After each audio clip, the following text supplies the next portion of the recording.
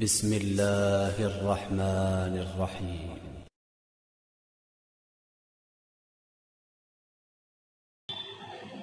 وإذ قال إبراهيم لأبيه آزر أتتخذ أصناما آلهة إني أراك وقومك في ضلال مبين وكذلك نري إبراهيم ملكوت السماوات والأرض وليكون من الموقنين فلما جن عليه الليل رأى كوكبا قال هذا ربي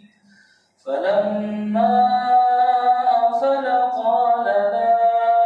أحب الآفلين فلما رأى القمر بازغا قال هذا ربي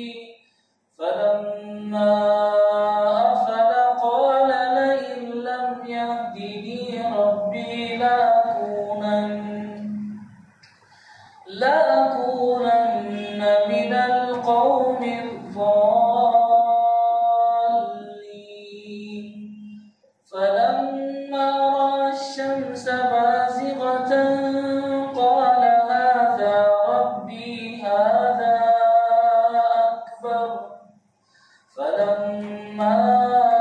أفلت قال يا قوم إني بريء مما تشركون إني وجهت وجهي للذي فطر السماوات والأرض حنيفا وما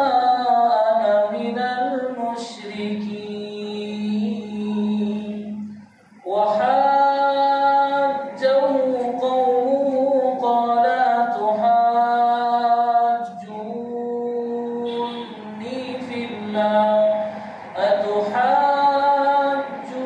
أتحاجوني في الله وقد هداني ولا أخاف ما تشركون به إلا أن يشاء ربي شيئا وسع ربي كل شيء علما أفلا تتقون